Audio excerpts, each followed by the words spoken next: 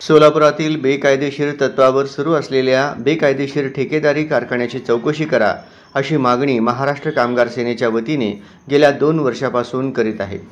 त्यावरून जिल्हा सहकारी उपनिबंधक यांनी वारंवार या बेकायदेशीर ठेकेदारी विडी कारखानदारांना बैठकीस आमंत्रित केले, तरीही कारखानदार उपस्थित राहत नाहीत। यावरून सहकार उपनिबंधकांचे आदेश बेकायदेशीर ठेकेदारी विडी कारखानदार जुमानत नाही असेच दिसून येते। अशा मजकुराचे पत्रक शिवसेना उद्धव बाळासाहेब ठाकरे पक्षप्रणित महाराष्ट्र कामगार सेनेचे प्रदेश अध्यक्ष विष्णू कारंपुरी महाराज यांनी प्रसिद्ध दिले आहे। सोलापुरात गेल्या 10 ते 15 वर्षापासून महिला विडी कामगारांचे हक्क बळविण्यासाठी आणि शासनाची फसवणूक करण्यासाठी 13 कारखाने आहेत।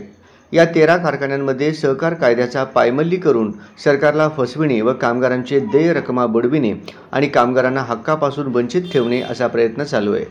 म्हणून त्यांच्यावर कठोर कारवाई करावी अशी मागणी कामगार सेनेच्या वतीने करण्यात आली, परंतु आजपर्यंत कुठलीही कारवाई त्यांच्यावर सहकार खात्याकडून झाली नाही आणि 2 ते 3 वेळा नोटिसा काढूनही कारखानदार हजर राहत नाहीत। यापुढे महाराष्ट्र कामगार सेनेच्या वतीने शहर व जिल्हा उपनिबंधक कार्यालयासमोर निदर्शने करण्याचा इशारा विष्णू कारंपुरी महाराज यांनी दिली आहे। सोलापुरातील सहकारी तत्वावर चालणाऱ्या बेकायदेशीर विडी कारखान्याविरोधात शिवसेना उद्धव बाळासाहेब ठाकरे पक्षाच्या प्रणित महाराष्ट्र कामगार सेनेच्या वतीने उपनिबंधक माननीय जिल्हा उपनिबंधक सहकारी विभाग माननीय गायकवाड साहेबांकडे यांच्याकडे तक्रार नोंदविली की या सहकारी तत्वावर एक कारखानदार छोटे छोटे उत्पादन बीडी उत्पादक हे कामगारांचे देय रकमा बुडवतात, शासनाची फसवणूक करत आहेत। सहकारी तत्वाचा कायद्याचा आधार घेऊन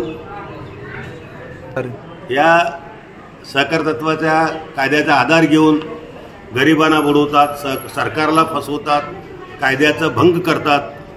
म्हणून माननीय उपनिबंधकांना अनेक वेळा निवेदन दिलं, शहर निबंधकांना निवेदन दिलं, तरी कुठल्याही प्रकारची कारवाई होताना दिसून येत नाही। म्हणून शेवटी आमचा शेवटचा उपाय म्हणून माननीय सहकार मंत्री महाराष्ट्र राज्य यांना देखील निवेदन दिलं मुंबईमध्ये त्यांच्या मंत्रालयात, तरी देखील या बाबतीमध्ये ठोस अशी कारवाई या सहकार खात्याकडून होता दिसून येत नाही। उलट गेल्या 8 दिवसापूर्वी तारीख होतं, त्या तारखेला कुठल्याही कारखानदार तिकडे आला नाही, त्यांचा प्रतिनिधी आला नाही।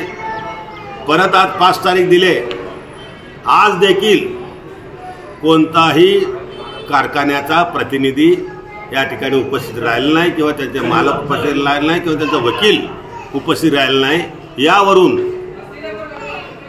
या सरकारचा, या गद्दार सरकारचा, या खोके सरकारचा या विडी उत्पादन सहकारी तत्वावर विडी उत्पादकावर कुठलाही दबाव किंवा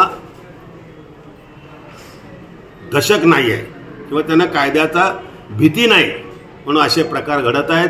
आज आलो आम्ही नेहमीप्रमाणे की साहेब नाही, दौऱ्यावर गेलेत पुढच्या तारखेला। ठीक आहे साहेब, साहेब येतील पुढच्या तारखेला, पण कारखानदार आलेत का, त्यांचे प्रतिनिधी आलेत का? आले नाहीत, पत्ते सापडत नाहीत। अशा प्रकारचे उत्तर दिले जातं, म्हणजे आंधळा खातो कुत्रा पीठ जाळतो अशा प्रकारचं या ठिकाणी कारभार चालू आहे। यामुळे भ्रष्टाचाराला आणि कायद्याभंग करून गुन्हेगारीला, सहकारी तत्वाच्या गुन्हेगारीला वाढवत आहे अशा प्रकारचे माझं म्हणणं आहे।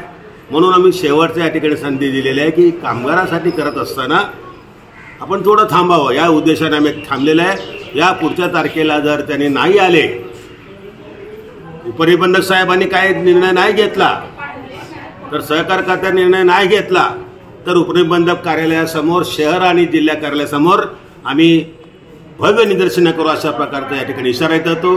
जय हिंद, जय महाराष्ट्र।